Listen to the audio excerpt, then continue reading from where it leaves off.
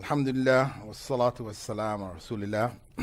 لن يتخلى عن هذه الأمة. وإن تجهر بالقول فإنه يعلم السر وأخفى. Forgiveness is on sale in Ramadan. فأتينا له من المحلى ما يقدح في هذا الكلام. We don't understand how important each other is to one another's success. الرحمن علم القرآن. You may probably have come across with these people speak on TV or in social media, or perhaps have listened to their Friday khutbah or Friday sermon in your local mosque or elsewhere.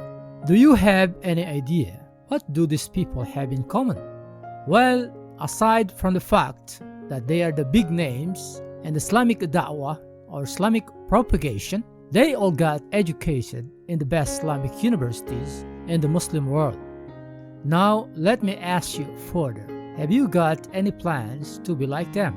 If you have been dreaming of becoming a Muslim scholar like these people in order to fulfill your desire to serve the Muslim nation or the Muslim Ummah, but unable to do so because you have no idea where to start with or where to apply to, this information is just right for you.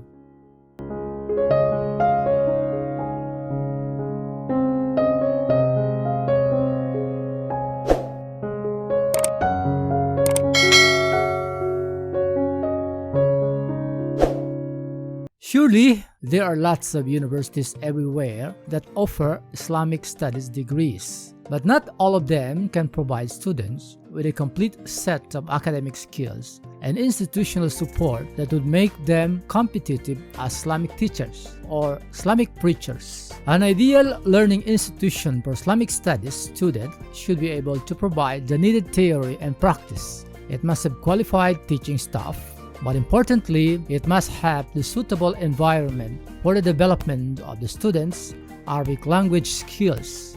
Islamic knowledge must be affordable to every Muslim, especially to those who come from the financially challenged backgrounds. It should be given free as much as possible. In addition to this, Islamic universities should not set age limits for admissions and should not be gender specific, because seeking knowledge in Islam is an obligation for both male and female. Now, the question is, are there universities that will fit into this criteria? Fortunately, yes. There are still universities that live up to the reputation and imparting knowledge on Islam in the service of Muslim Ummah without expecting financial return. There used to be more universities of this kind in countries like Syria, Libya, Yemen, and Iraq, but due to instabilities in these countries nowadays, it is not advisable for international students to go there for obvious reasons. In coming up with this list of the best Islamic universities to study Islam, we based our choices on the following specific criteria. Number 1, exposure to Arabic language and culture. Number 2, academic standard and academic freedom. 3, ease of admission. Number 4, institutional support.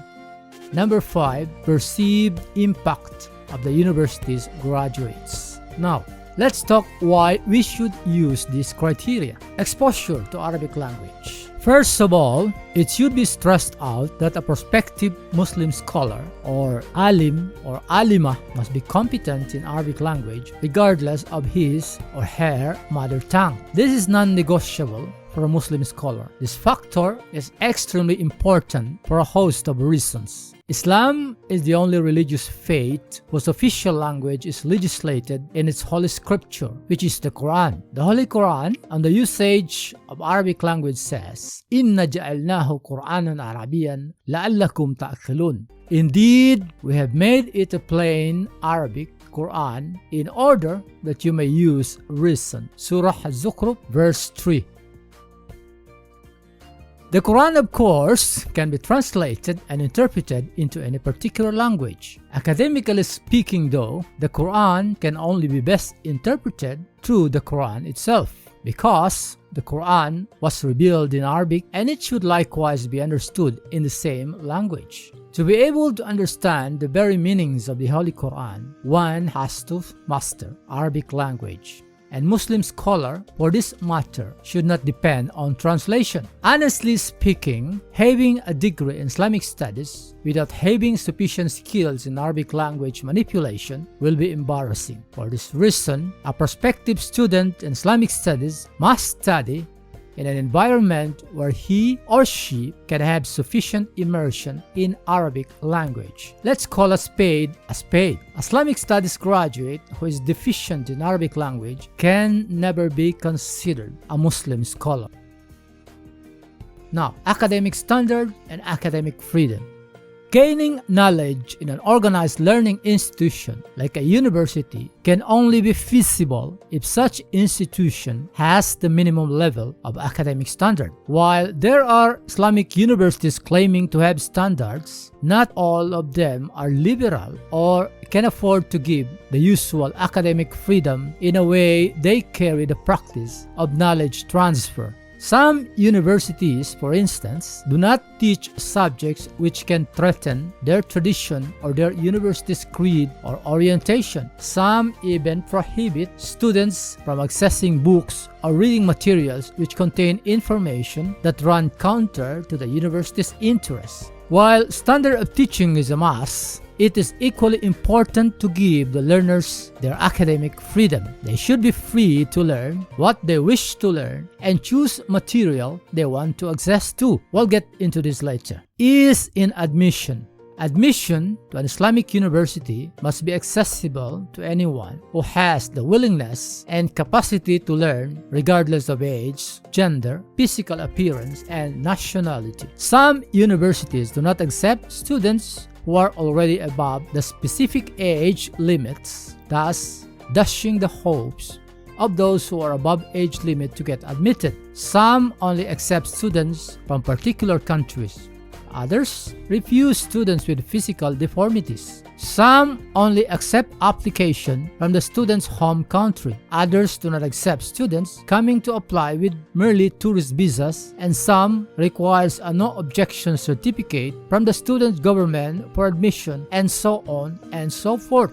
The thing is, there are governments of prospective students who are hostile to the idea of their citizens studying in an Islamic university or in an Arab or Muslim country. This scenario happens repeatedly, not only in Muslim minority countries, but also in Muslim majority countries. The Central Asian governments, for example, even if they are majority Muslim countries, prevent their citizens from studying in Arab universities. There are numerous reports of Islamic studies graduates who are languishing in prisons in many parts of Central Asia just because they studied in Arab universities. Institutional support. It is no secret that most of those who seek knowledge on Islamic sciences in many Islamic universities are those who come from financially challenged backgrounds, those whose governments do not or could not provide them with adequate institutional support so that they could study Islam in their own country, as in the case of students coming from the non-Muslim majority countries. However, this case is also true even in Muslim majority countries whose economies are struggling even to survive for many reasons. Because of this, the host learning institution must be able to provide them the required support in terms of free tuition fees, board and lodging, and some allowances for personal needs. Making them pay for all of these will make their studies almost impossible to bear. Perceived impact of the university's graduates. As the saying goes, a tree is known by its fruits. In the same vein, a university is known by the quality of its graduates. Those who have listened to a brilliant preacher during a Friday prayer can probably judge as where that preacher educated from. While this may vary from place to place, there are those universities whose graduates have already gained reputation for their academic excellence in many parts of the Muslim world. So, here are the 3 universities in the Muslim world that we think are the best for international students to study Islam. In the third position, the International University of Africa in Khartoum, Sudan. The university started out as Islamic African Center. With the help of the Arab Gulf states, particularly Saudi Arabia, it was founded in 1977 to propagate Salafism among young African youth. Later in 1992, due to great demand for higher education from African youth, the former Sudanese President Omar Al-Bashir upgraded it to become the International University of Africa, or the Jamia Afrika Al-Alamiya in Arabic. However, the word Islamic was dropped from the title. Today, the International University of Africa is the most active in Islamic higher education in sub-Saharan Africa, hosting students from more than 84 countries. It has produced more than 33,000 graduates from its undergraduate, master's, and PhD programs taught by its 840-plus academic staff. Due to its strategic location and cultural history, Sudan has been hosting a steady flow of people from neighboring countries who were either in pursuit of religious knowledge or were on their way to perform Hajj pilgrimage. The Port Sudan lies directly across the Red Sea from Mecca's port city of Jeddah. Some pilgrims stayed behind either with a sheikh or religious leader, or fleeing religious persecution which set in as a result of European colonization. Others were forced by incessant wars to seek refuge and education in Sudan. In 2011, according to the Centro de Ciencias Humanas y Sociales, Madrid, the university ranked 10,924 in the world. In Sudan, it ranked 5th behind the University of Khartoum, Sudan University of Science and Technology, National Rabat University, and Karari University. One of the reasons why the International University of Africa is popular among international students is its relaxed admission system. Anyone, regardless of gender, who has the required school certificates from any country can apply. In fact, even undocumented students from war-torn neighboring countries like Somalia, Ethiopia, Chad, Mali, Niger, and the like were able to get admissions before. Some of them did not even possess passports when they applied because they merely escaped from war zones and traveled to Sudan by foot. Furthermore, there is no age limit to study Islam or Arabic language in this university. A lot of Chinese expatriates in Sudan are seen studying Arabic language here. The university's Arabic Language Institute does not discriminate whether or not the student applicant is a Muslim. The students are housed in rows of hostels. Breakfast, lunch, and dinner are provided free, albeit according to local living standards. Women have separate campus and dormitories. On the academic aspect, most, if not all, classes require students' physical attendance in the classroom. The students are encouraged to explore knowledge as much as they could. The university does not prevent any student from pursuing his or her desired religious aqidah, be it Salafi, Sunni, Sufi, or Shia orientation. Despite being founded to boost the Salafist view of Islam, not one teacher in the university is preventing any student to practice his own aqidah or religious creed. Tolerance in this university is truly commendable. One of the best student activities of the International University of Africa is the out-of-town preaching caravan. In Arabic, they call it kafila. Students travel to different states or wilayat throughout Sudan to practice their Islamic preaching skills to locals. This caravan should last around 2 weeks on the road. Through this activity, the students develop confidence in Arabic speaking skills as they bring their theoretical know-how on the ground. It also gives them the glimpse of the life and culture of the Arabs in the countryside. Besides this kafila, another important activity is the Holy Quran Week. This activity devotes all students' activities to Quran reading for the whole week. The students are grouped in circles in the mosque. The purpose of this activity is to strengthen the Quranic foundation of the student. And if you are looking forward to study Islam with the purpose of immersing yourself deeply in an Arabic environment, Sudan is the perfect place to go. Being an Arab-speaking country with welcoming locals, especially to non-Arab speakers, Sudan fits well to a complete beginner. Sudanese locals would love to engage in a prolonged conversation with a newcomer over cups of chai or tea. They would always love to ask how is the condition of Muslims in your country, or how are you feeling your stay in Sudan? You must expect these questions when you sit with them. Besides being friendly to newcomers, Sudanese are also one of the most hospitable among Arabs. They would gladly invite you to their homes for a dinner, even for the first time they would know you. During Eid al-Adha, many families would sacrifice animals and distribute their meat to those who have not, and those include the so-called foreign seekers of knowledge, or tulab al-wafidin in Arabic, or simply the foreign students. In fact, even those who have the least would always try to give some if they still have any to dispose of. This very tradition is not so prevalent in other Arab communities, but among Sudanese, this meat-giving practice is a time-honored tradition during the feast of Eid al-Adha.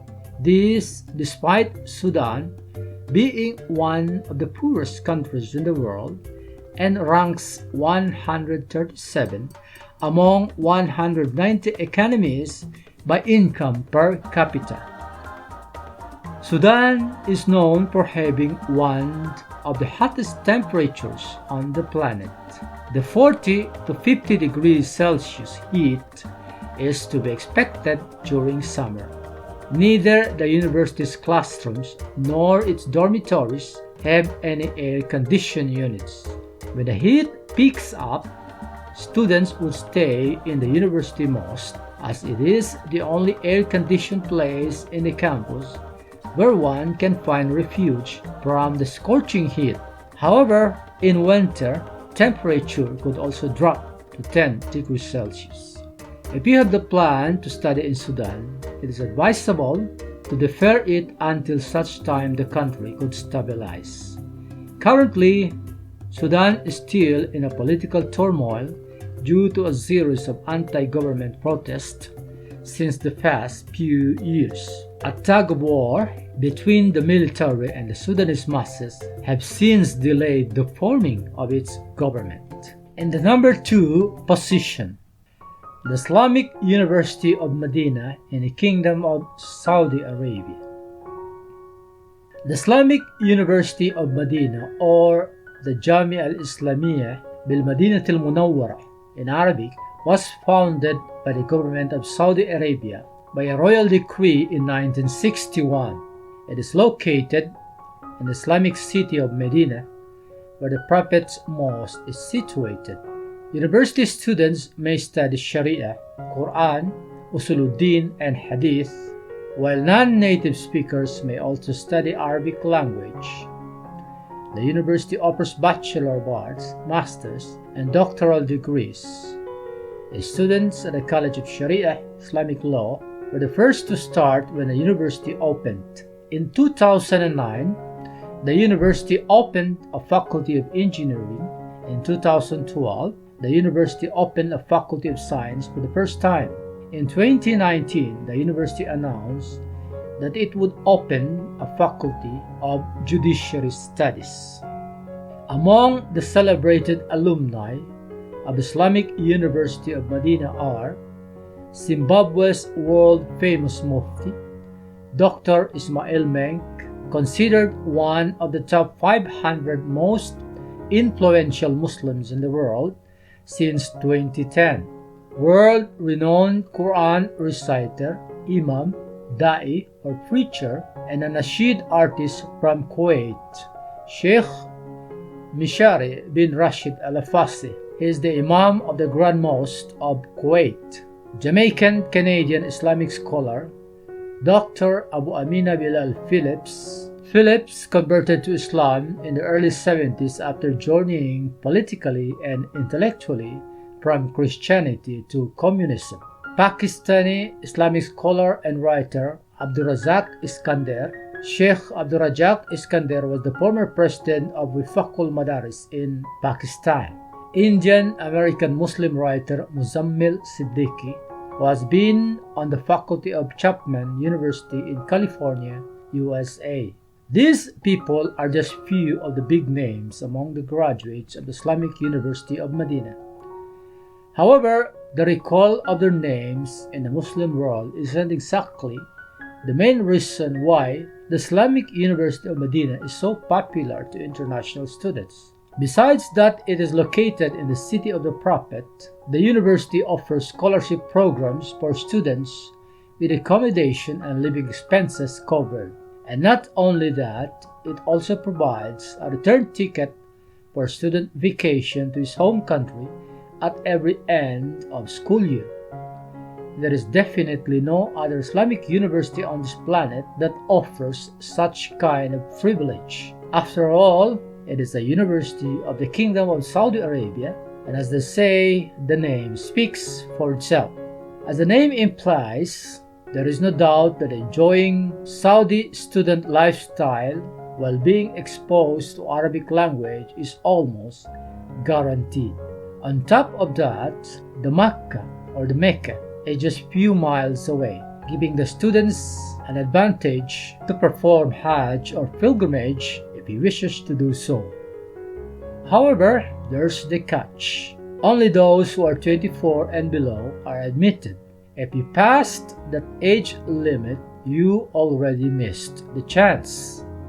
Besides that, you should also appear for an interview in your own country, and those who can afford to travel apply for interview at the university campus during Hajj seasons or during Umrah. Just bear in mind that this university is exclusive for male students. And for those who love academic freedom and liberal type of education, this university may not be the one you're looking for. This very institution is made for those who only follow the Salafist orientation of Islam. This university is intended for breeding preachers to propagate Salafism. There is no place for an outward Sufi or Shiite follower or the like, unless otherwise if you decide to suppress that liberal person in you and keep that unwelcome religious orientation of yours in the closet for the meantime while you are there, then it will certainly be a problem for you. There are reports that within the university hostels, there are inspectors who regularly check reading materials that are kept by students on their shelves. Books or any other reading materials that deviate from the Salafist point of view are confiscated and carry on. And finally, the best Islamic university to study Islam is Al-Azhar University, or the Jamia Al-Azhar Al-Sharif. In English, it literally means the Honorable University of Al-Azhar. It is located in the country's capital, Cairo. Al-Azhar University is a public university. It is the country's oldest degree-granting university and the world's second oldest university-granting university, and indisputably the most prestigious university for Islamic learning. In addition to higher education, Al-Azhar oversees a national network of schools with approximately 2 million students. As of 1996, over 4,000 teaching institutes in Egypt were affiliated with a university. Founded in 970 or 972 AD by the Fatimid Caliphate as a center of Islamic learning, its students studied the Quran and Islamic law in detail, along with logic, grammar, rhetoric, and how to calculate the phases of the moon. Today, it is the chief center of Arabic literature and Islamic learning in the world. In 1961, additional non-religious subjects were added to its curriculum. Its library is considered second in importance in Egypt, only to the Egyptian National Library and Archives. Al-Azhar University ranks 221st in the world, second in Africa and second in Egypt by aggregated alumni prominence. Among its many high-profile alumni are former Grand Mufti of the Arab Republic of Egypt and one of the foremost Islamic scholars in the world, Sheikh Ali Gouma, Egyptian Islamic scholar based in Doha, Qatar, Yusuf al-Qaradawi. Sheikh Qaradawi is the chairman of the International Union of Muslim Scholars. He is best known for his program Al-Sharia wal-Haya, or Sharia and Life, on Al Arabic, which has an estimated audience of 40 to 60 million worldwide. Pakistani fundamentalist Maulana Fazlur Rahman. Sheikh Fazlur Rahman is the current president of Jamiat Ulama Islam of Pakistan. He is also the acting president of the Pakistan Democratic Movement, a coalition of establishment political parties formed to resist the ruling Pakistan Tehreek-Insaf administration, or the PTI, with Prime Minister Imran Khan. Imam of Moscow's Memorial Mosque on Pokronaya Hill, Shamil Alyodinov is also serving as a deputy mufti on the clerical Muslim board for the European part of the Russian Federation. He is considered one of the most influential Islamic scholars in Russian-speaking world. Saudi Arabian judge, Islamic scholar, author, and activist Sheikh Isa Abdullah bin Abdurrahman Al-Ghaith. He is a member of the Consultative Assembly of Saudi Arabia and King Abdullah's Center for National Dialogue. Prince Isa Abdullah received his PhD in Sharia and Law College at Al-Azhar University in Cairo, Egypt. American Muslim Imam Suhaib Webb. Webb converted from Christianity to Islam in 1992. He has previously been the Imam of the Islamic Society of Boston Cultural Center in USA. 19th century French Catholic scholar of Islam, Louis Massignon. Massignon was a pioneer of Catholic Muslim mutual understanding. He was an influential figure in the 20th century with regard to the Catholic Church relationship with Islam. He played a role in Islam being accepted as an Abrahamic faith among Catholics. Some scholars maintain that this research, esteem for Islam and Muslims, and cultivation of key students in Islamic studies largely prepared the way for the positive vision of Islam articulated in the Lumen Gentium and the Nostra Aetate at the Second Vatican Council.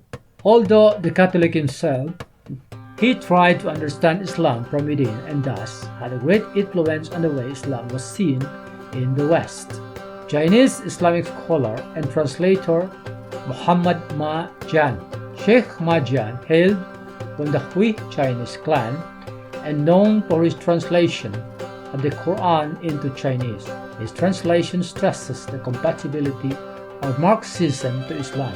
Turkish academic politician and diplomat Ekmeleddin Mehmet İhsanoğlu.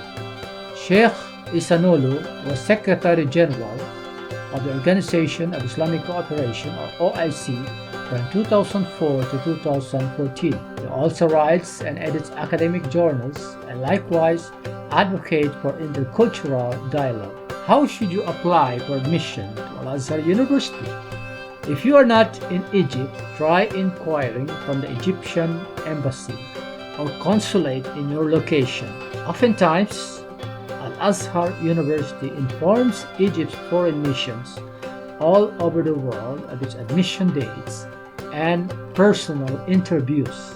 If you think you have a lesser chance of getting admitted in this way, you may instead apply for a tourist visa to enter Egypt and apply directly to the university. Those applying for bachelor's degree level must see to it that their secondary certificates must have the equivalency of Azhar academic system. In Arabic, they call it Shahada Mu'adala. Al-Azhar University gives secondary school equivalency to numerous secondary schools worldwide. If you are not familiar with this system, try asking from the nearest Islamic school in your area, if not from any graduate of Al-Azhar University. Both male and female can apply for admission. The university has separate campus and hostels for females.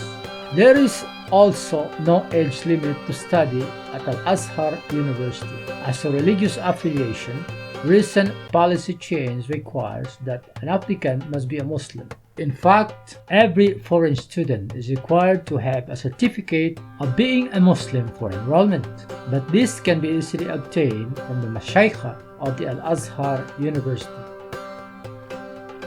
All non-native Arab speakers will have to pass the Arabic language matriculation phase for at least a year before they could attend university classes formally. This is to make sure that they are ready to understand university-level lessons in Arabic. Those applicants who are admitted from the country will be given full scholarship and accommodation with little monthly stipend. Those who apply directly to the university inside Egypt will have to arrange for their own accommodation and likewise pay a little amount of money for registration at every beginning of school year.